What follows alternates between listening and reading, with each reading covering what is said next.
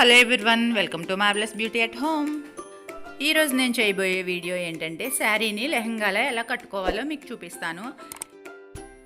ఇది చిన్నపిల్లలు, teenage girls ఎవరైనా కట్టుకోవచ్చు. చూడడానికి చాలా బాగుంటుంది.